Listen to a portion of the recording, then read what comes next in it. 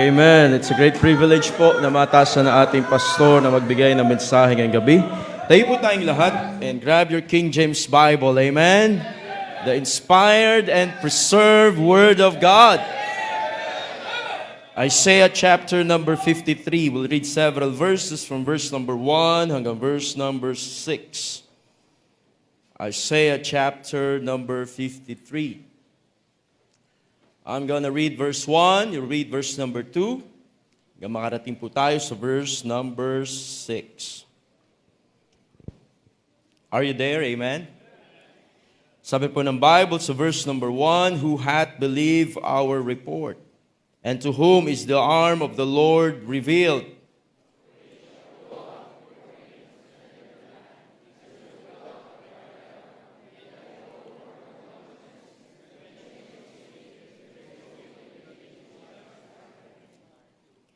He is despised and rejected of men, a man of sorrows and acquainted with grief. And we hid as it were our faces from him.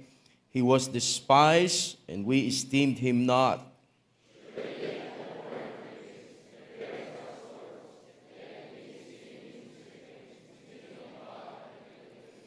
But he was wounded for our transgressions. He was bruised for our iniquities. The chastisement of our peace was upon him, and with his stripes we are healed.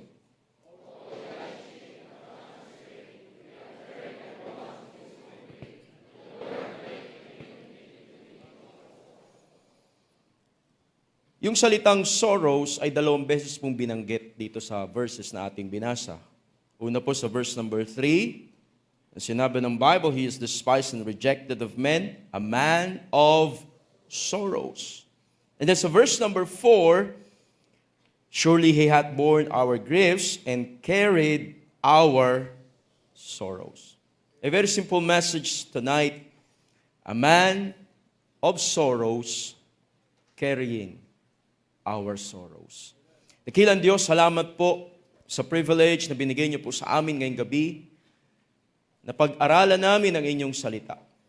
O Holy Spirit of God, kayo po manguna sa aming kalagitnaan. Salamat po na sa aming simbahan ay bukas ang inyong salita na aming pinag-aaralan. O Holy Spirit of God, convict the hearts of the listeners. Gamitin niyo po ang mensaheng ito upang magbigay ng excitement, magbigay ng inspiration, at makita po namin ang mga privileges na pinagkaloob niyo po sa amin. Patawad sa aming mga pagkukulang pagkakasala, mahal po namin kayo. Ito po'y dalangin ko sa pangalan ni Jesus. Amen. Thank you po. You may be seated. A man of sorrows carrying our sorrows. Ano po ba ang definition ng word na sorrow? It simply means uneasiness or pain of mind. It is the loss of anything that is good.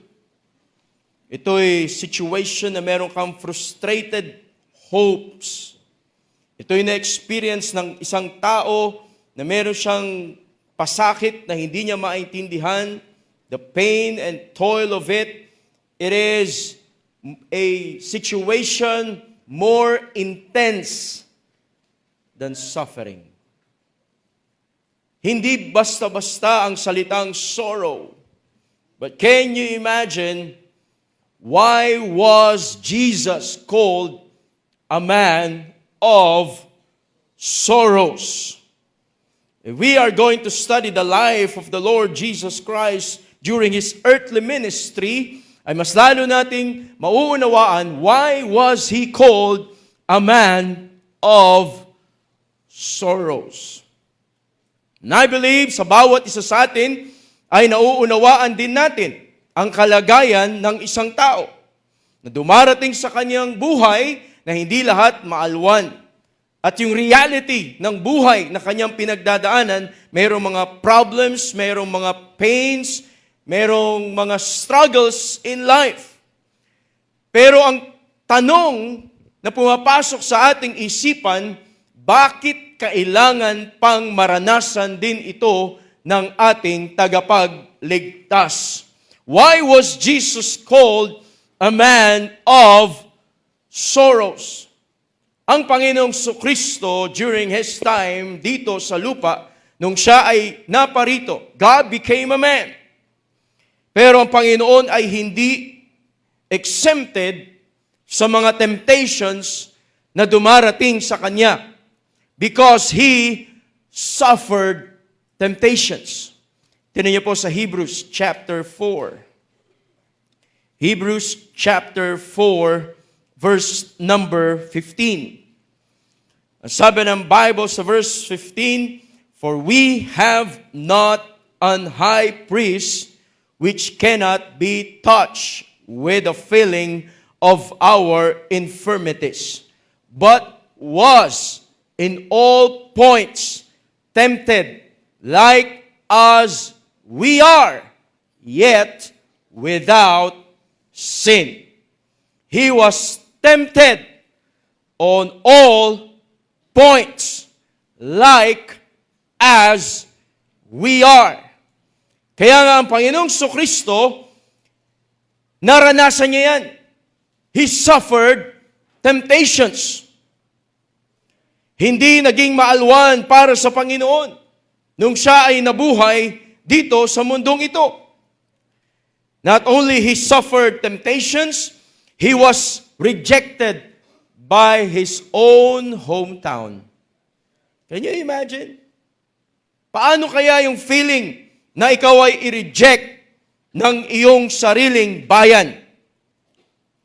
He experienced blasphemous accusations.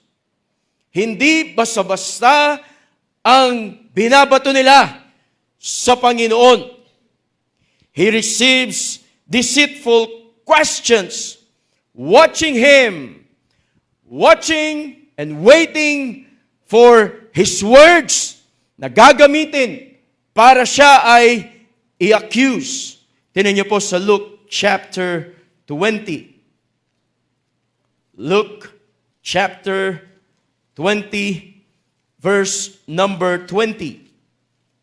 Ang sabi ng Bible, "And they watched him, and sent forth spies, which should feign themselves just men, that they might take hold of his words, so they might deliver him unto the power and authority of the governor." Yan ang na-experience ng Panginoon. He was abandoned by many of His disciples. Naranasan yan ng Panginoon. Tingnan niyo po sa John chapter 6.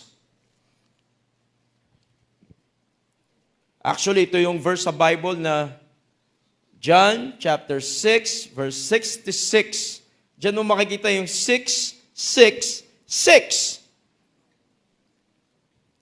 From that time, many of His disciples went back and walked no more with Him.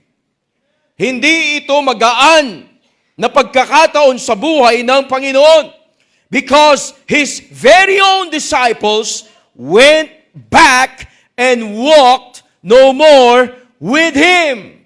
And then He uttered the famous question. So verse number 67, try to imagine the situation. Then said Jesus unto the 12, "Will ye also go away?"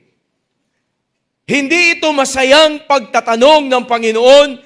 Ito'y may halong kalungkutan na nararanasan ng Panginoon. Even the very disciples of the Lord Jesus Christ walked no more with Him.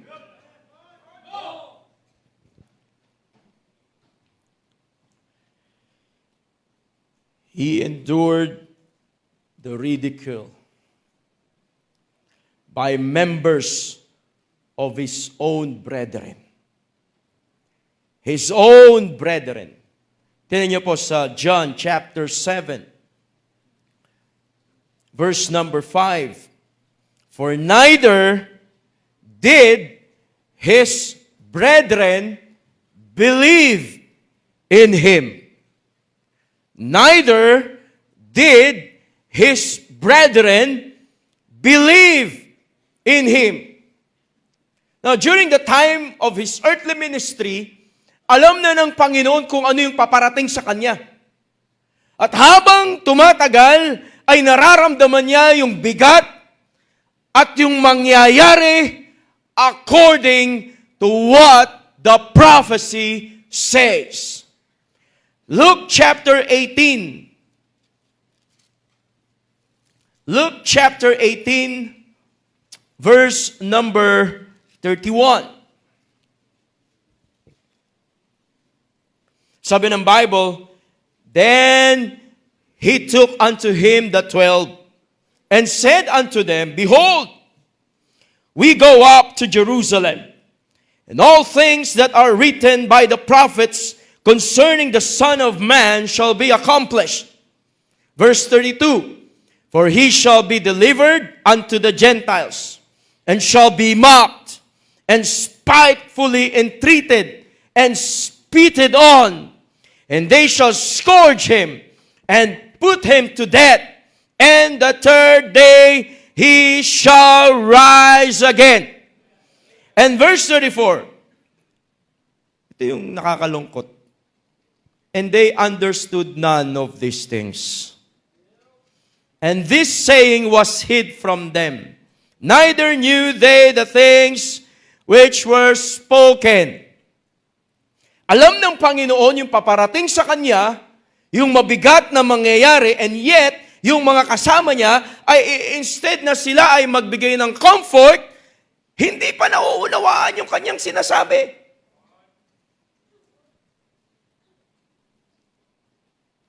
Na-imagine ko yung nararamdaman ng Panginoon. He experienced betrayal and denial. We know that there was great agony when he prayed. Yung tindi ng panalangin niya, na yung kanyang pawis ay parang dugong pumapatak. Merong agony. Dahil alam niya yung mangyayari sa kanya. And then here's the disciples. They could not watch with him for just 1 hour. Isang oras lang, hindi makatagal sa Panginoon. Parang tayo rin hindi makatagal sa isang oras na sermon. Nakakatulog. Ito yung na-experience ng Panginoon na nandun sila sa Garden of Gethsemane when they were praying at napansin ng Panginoon, ako na lang ang nagpe-pray. And the disciples were sleeping. Tulog!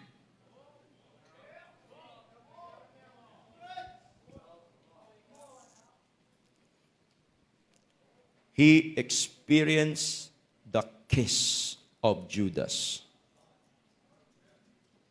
Mark chapter 14. Imagine being kissed by Judas. Sa lahat ng humalik sa kanya, ba't si Judas pa?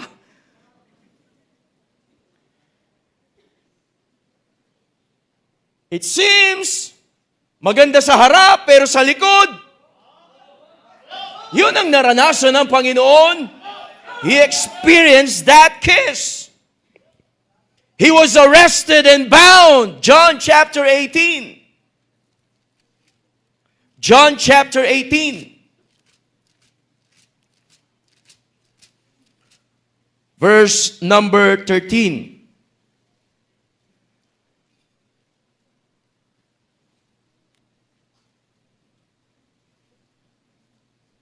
Ang sabi ng Bible, and the band and the captain and officers of the Jews took Jesus and bound him and led him away to Annas first, for he was the father-in-law to Caiaphas, which was the high priest that same year. And can you imagine, ito na yung nangyari na hinarap na ang Panginoon. What a great thing na kanyang na-experience. He was arrested. He experienced being struck by the palm of the hand. Makikita natin yan sa verse number 22. After these verses, sa verse 22, and when he had thus spoken, one of the officers which stood by struck Jesus with the palm of his hand. Imagine ikaw yung nagbigay ng paghampas sa mukha ng Panginoon. And later on with the officers, marami pang gumawa niyan sa kanya. He was falsely accused. They spit upon his face. He was blindfolded when they beat him. Imagine that. Yan ang ginawa sa ating tagapagligtas. They mocked to prophesy who struck him. Tinakpan ang mata, pinalo-palo, at pagkatapos, sige, sabihin mo, sino sa amin ang gumawa niyan?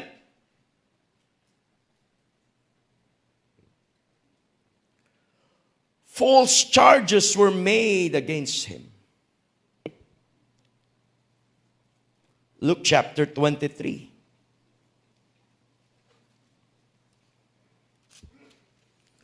Luke chapter 23, verse number 10.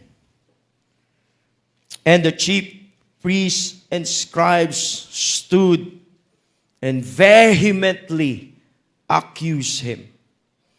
And Herod with his men of war set him at naught and mocked him and arrayed him in a gorgeous robe and sent him again to Pilate. False charges were made against him. He experienced the scourging, the cat o' nine tails. He was abused by the Roman soldiers, not like any other man. Wala silang pinahirapan na ganong klaseng pahirap maliban sa Panginoong Kristo. They put a crown of thorns on his head. Binanggit yan ng Bible sa Matthew chapter 27. At habang nilalagay yung crown of thorns, pinalo pa yung kanyang ulo. They struck his head with a reed. They stripped him of the scarlet robe na pinasuot sa kanya. And imagine the stripes na meron sa kanyang katawan. Duguan ng Panginoong Kristo.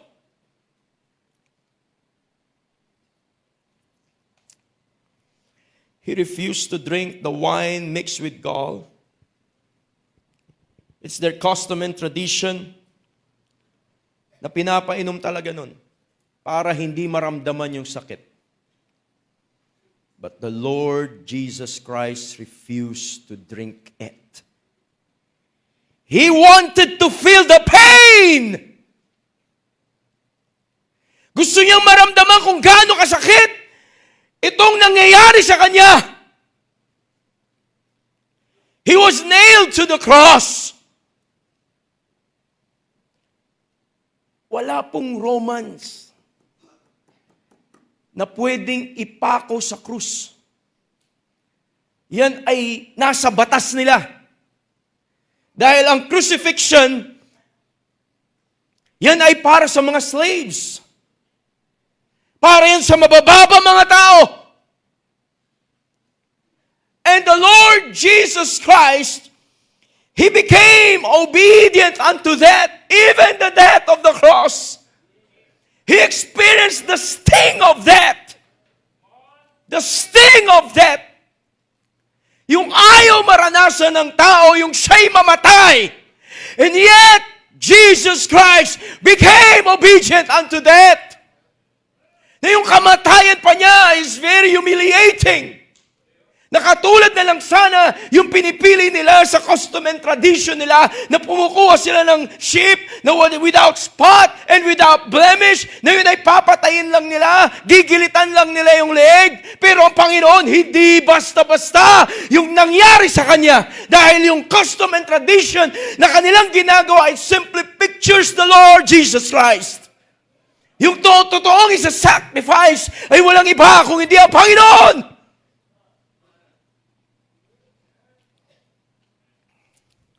Kung babalikan natin itong verse na binasa natin sa book of Isaiah.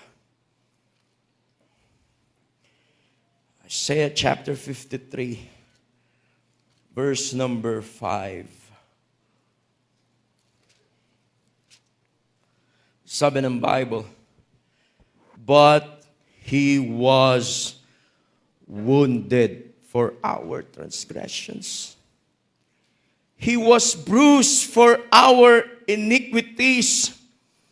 The chastisement of our peace was upon Him, and with His stripes we are healed.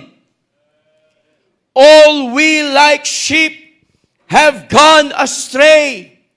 We have turned everyone to his own way, and the Lord hath laid on Him the iniquity of us all. Truly,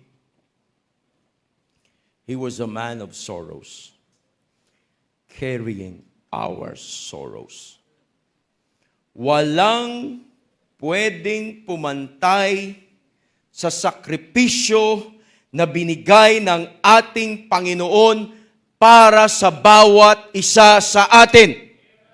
Walang pwedeng magmaliit ng ginawa ni Kristo nung siya'y bumaba dito sa lupa at siya'y nagkatawang tao. Hindi nila pwedeng maliitin ang ating Panginoon. But tonight, have we asked ourselves why He needs to experience this?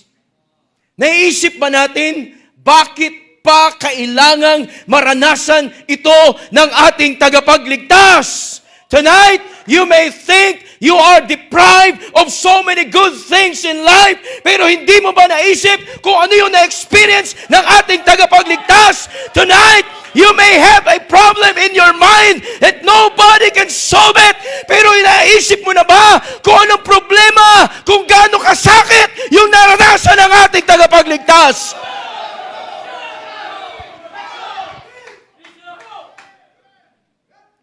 You may have no clue tonight kung paano ka gagaling sa karamdaman mo. Marahil iniisip mo, paano kaya ako makakaalis sa problema na ito na meron ako ngayon? Pero naisip mo ba na hindi mo pwedeng kumpara ang problema na naranasan ng Panginoon?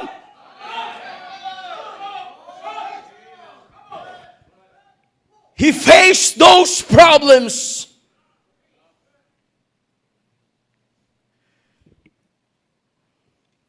Why is He a man of sorrows? Bakit niya ginawa yon? At habang meron siyang sorrow, kinarga pa niya yung sorrow natin. Tayo, isang problema lang. Problema lang natin, iniintindi natin. Pero siya may problema na, kinarga pa niya yung bigatin na meron tayo. Why? Three simple things. Number one. Three simple statements. Number one, His sorrow prepared us to come to God. His sorrow prepared us to come to God. Kaya natin pinag-aaralan ang patungkol sa Panginoong Hesukristo para magkaroon tayo ng pag-iisip patungkol sa Kanya at tayo ay lumapit sa Panginoon. 1 Peter.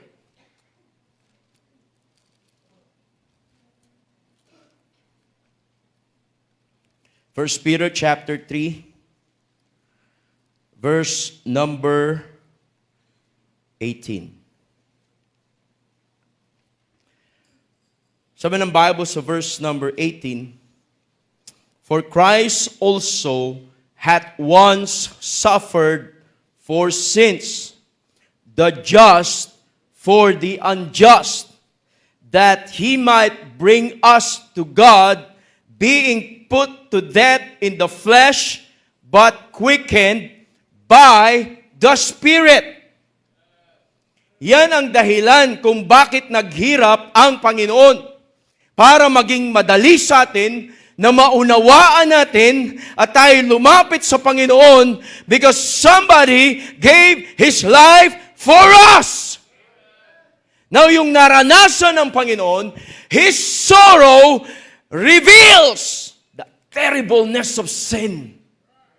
Ganon katindi ang kasalanan na kailangan pang ma-experience at masaktan ang ating tagapagligtas para lang maunawaan natin na grabe talaga ang kasalanan na meron tayo.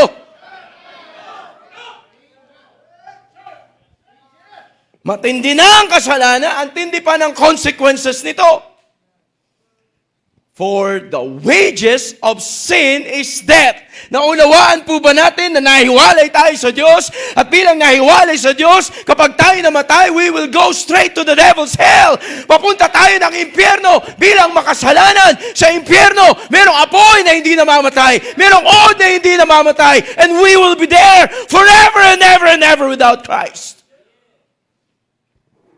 Ang Panginoon, gusto niyang maramdaman kung ano ba talaga, gaano kasakit yung kasalanan.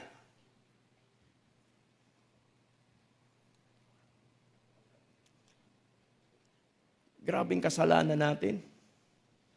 Tayong nagpahirap sa Panginoon. Ito ang totoong presentation ng Bible patungkol sa Panginoong Hesukristo. Hindi yung nakita nating graven image na akala nila yun ang Panginoon. Hindi yung nakaukit na siya ay nakapako sa krus. Na akala nila yun ang Panginoon. Hindi yun ang itsura ng Panginoon. Yun ay merong mata na hindi nakakakita, merong tenga na hindi nakakarinig, merong kamay na hindi nakakaramdam, merong paa na hindi nakakalakad. Pero ang Kristo na ipinapangaral ng salita ng Diyos ay totoong naramdaman ang hirap ng kasalanan, ang parusa gawa ng kasalanan. He felt the pain. He became obedient unto death. His death, burial, and resurrection, na bago pa dumating, bago pa mangyari ang Panginoon, alam na ng mga propeta at yan ay pinapangaral na. At nung dumating ang Panginoon, He was preaching about it, He was teaching about it. Kaya hindi natin pwedeng sabihin na nasan yung kamatayan, nasan yung resurrection, because the Lord Jesus Christ is already preaching it. All throughout the Bible, it is because of the death, burial, and resurrection of the Lord Jesus Christ. He felt the pain. Nasaan ang puso natin sa persona na naghirap para sa atin? Anong puso mayroon tayo sa ating Panginoon? Anong pwede natin gawin para ilapit natin ang sarili natin, Panginoon? Naunawaan ko po kung ano yung hirap na inyong naranasan. Dahil naranasan mismo ng Panginoon. Hindi natin babaliwalain how He bled and died according to the Scriptures. And that He was buried and that He rose again the third day according to the Scriptures. Nakasulat sa salita ng Diyos. At tayo bilang mananampalataya, hindi tayo manhid sa ginawa ng Panginoon. Hindi tayo bingi sa sakripisyo. Hindi tayo bulag para hindi natin makita that God has been so good to us.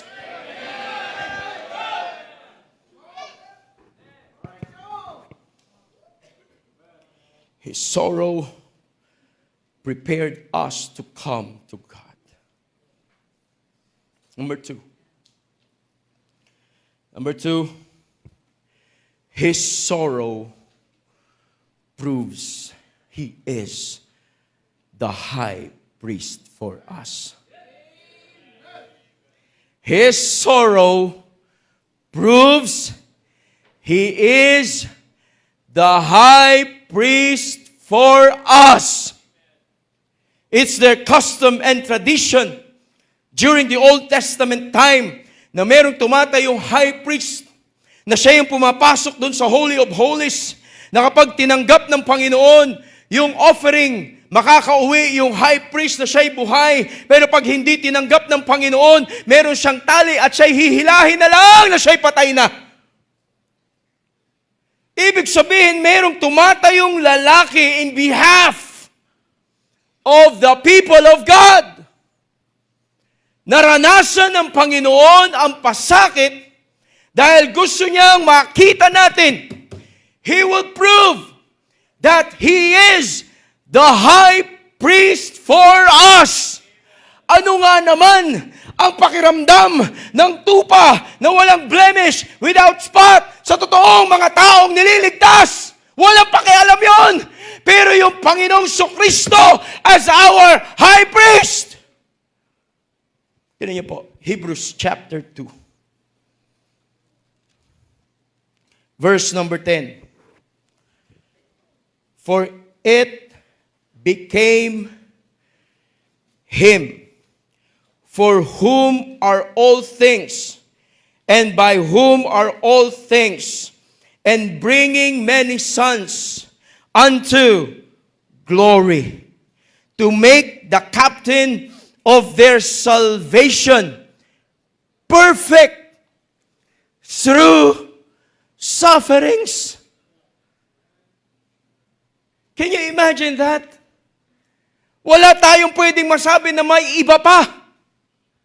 Siya talaga yon.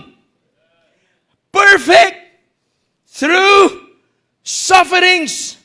And in verse number 17, wherefore, Hebrews chapter 2 verse 17, wherefore in all things it behoved Him to be made like unto His brethren, that He might be a merciful and faithful high priest in things pertaining to God, to make reconciliation for the sins of the people. For in that He Himself had suffered, being tempted, He is able to succor them that are tempted. Na-experience ng Panginoon for Him to better understand kung paano siya makakatulong sa bawat isa sa atin. Romans chapter 8. Romans chapter 8, verse number 34. Ang sabi ng Bible, who is he that condemneth?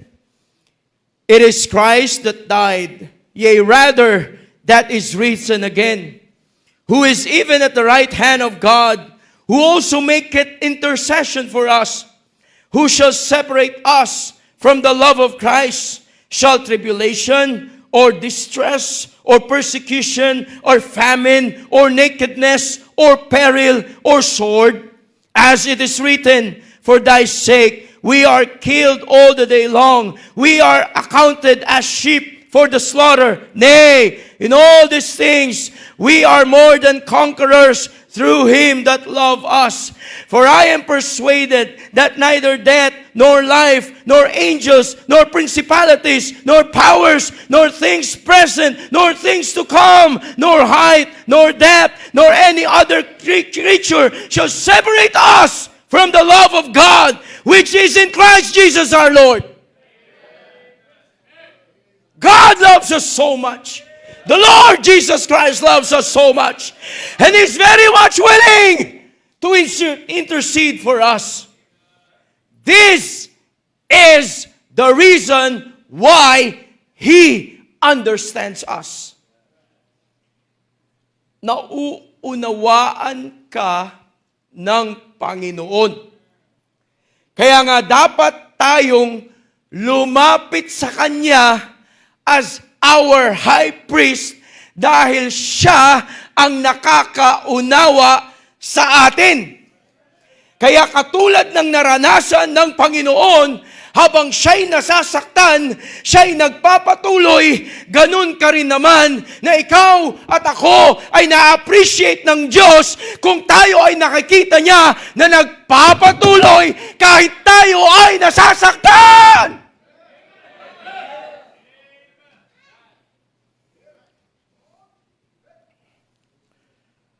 Luke chapter 22. Napakalalim ng concern ng Diyos sa buhay mo at sa buhay ko. Luke chapter 22, verse number 31. And the Lord said, Simon, Simon, behold, Satan hath desired to have you, that he may sift you as wheat. Pero sabi ng Panginoon, but I have prayed for thee, that thy faith fail not. And when thou art converted, strengthen thy brethren. Minsan, dito lang tayo nakatingin sa problema natin.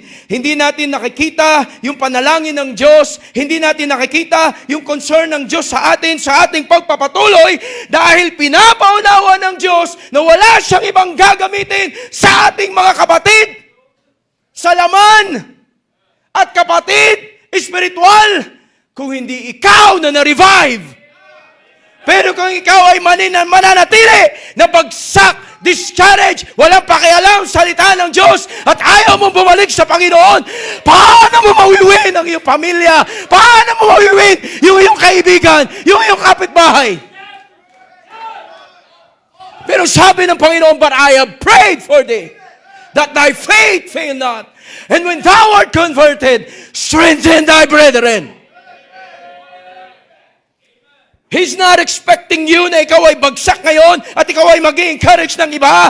He's not expecting you kung ikaw ay hindi nananalangin ngayon at ikaw ang gagamitin ng Panginoon to put a fire in the heart of a person. Gusto ng Diyos na makita mo muna that He is our high priest. Kung meron mang persona na kailangan tayo sa buhay natin, walang iba kung hindi ang Panginoong Jesucristo.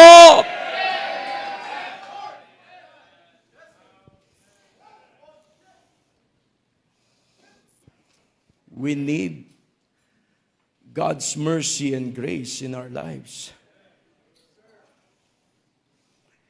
Sinong lalapitan natin na solve lahat ng problema natin? Walang iba kundi ang Panginoon. His sorrow proves He is our high priest for us.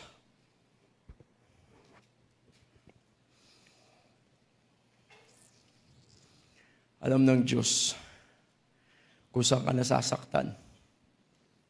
Alam ng Diyos kung ano nagpapabagal sa'yo. Alam ng Diyos kung ano nagpapatahimik sa'yo. Alam ng Diyos kung anong problema mo. Wala siyang hindi alam sa atin. Kilalang kilala niya tayo. Lapit tayo sa Panginoon. Number 3, the last. His sorrow is a perfect example to us. His sorrow is a perfect example to us. It is suffering for the sake of righteousness. He experienced sorrow in his life. Pero hinayaan niya mangyari yun for the sake of righteousness. 1 Peter chapter 2.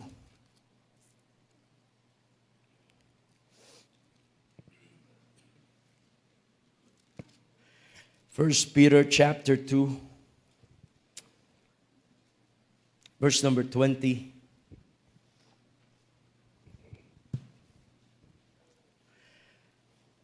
Sabi ng Bible, for what glory is it if, when ye be buffeted for your faults, ye shall take it patiently? But if when ye do well and suffer for it, ye take it patiently, this is acceptable with God. For even hereunto were ye called, because Christ also suffered. Christ also suffered for us, leaving us an example, that ye should follow His steps. We should follow the steps na binigay ng Panginoon, who did no sin, neither was guile found in his mouth. Who, when he was reviled not again. When he suffered, he entreated not, but committed himself to him that judgeth righteously, who his own self bare our sins in his own body on the tree, that we, being dead to sins, should live unto righteousness, by whose stripes ye were healed. His suffering, his sorrows, illustrates how far we must go and keep on serving the Lord. May mga pagkakataon, nag-iisip tayo tumigil, huminto. Gaano kasakit? Bakit tayo hihinto? Gaano kabigat? Bakit tayo hihinto? The Lord Jesus Christ is our perfect example of serving the Lord. Pinakita ng Panginoon yung kanyang suffering na hindi ito basta-basta. And with His stripes, we are healed. He wants us to follow that example. While He was burdened, He carries the burdens of us all. While He has His own problems, He carries the problems of us all. Why? Yung time ng Panginoon ay merong pain, kahit pa na siya'y nasasaktan, pinasan pa rin niya yung mga nararamdaman ng lahat sa atin. Kaya gustong ipaunawa ng Panginoon na kahit ikaw ay may pinagdadaanan sa buhay, pwede ka pa rin makatulong sa iyong kapwa. Hindi ibig sabihin na ikaw ay kapos sa maraming bagay sa buhay, ay hindi ka na makakatulong at hindi ka na magagamit ng iba. Hindi pinag-uusapan kung ilang degree ang tinapos mo sa kolehiyo para ikaw ay magamit ng Diyos. Hindi tinitingnan yung height mo para ikaw ay magamit ng Diyos. Hindi tinitingnan kung gaano karami ang alam mo. Kundi ikaw ay gustong gamitin ng Diyos kahit ano pang kalagayan mo sa iyong buhay.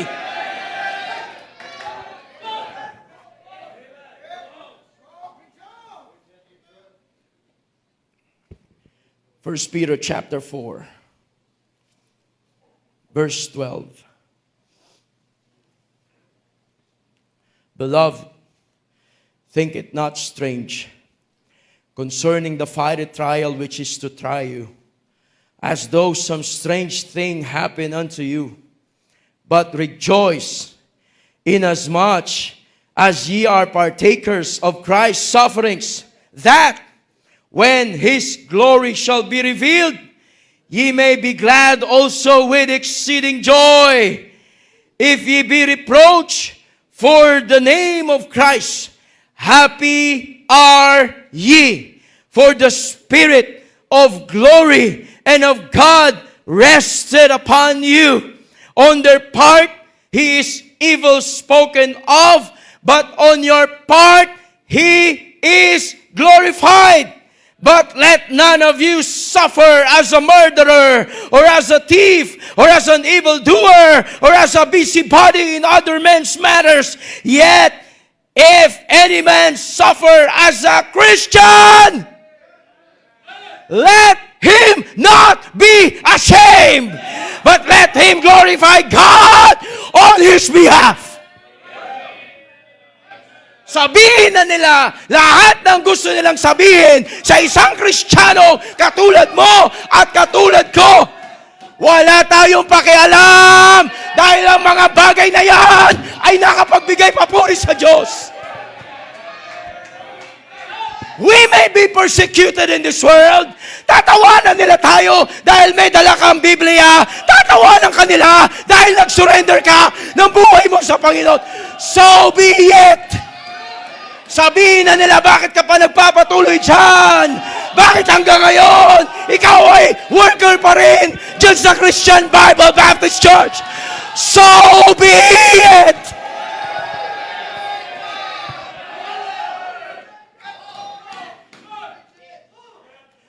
Our example of service is the Lord Jesus Christ.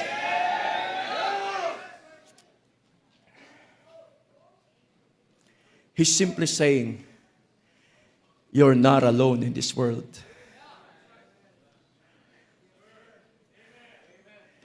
Imagine ang Panginoon mismo ang nag-encourage sa atin at sinasabi niya, hindi ka nag-iisa sa problema mo. Hindi ka nag-iisa sa pinagdadaanan mo. Hindi ka nag-iisa sa sitwasyon mo sa buhay. Hindi lang ikaw ang nakakaalam niyan. Alam ko rin yan. Memorize ko pa yan.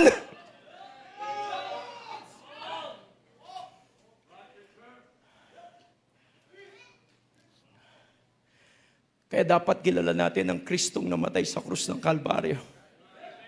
Dapat kilala natin kung kanino natin binigay ang buhay natin. Kilala dapat natin kung kanino natin isinuko to. Sa mga Bible students, I am encouraging you, don't quit, don't stop. Don't quit serving the Lord. Keep on going. Keep on singing and keep on preaching the Word of God. Sa mga miyembro ng Christian Bible Baptist Church, keep on winning souls for the cross of Christ. Hindi tayo nag-iisa.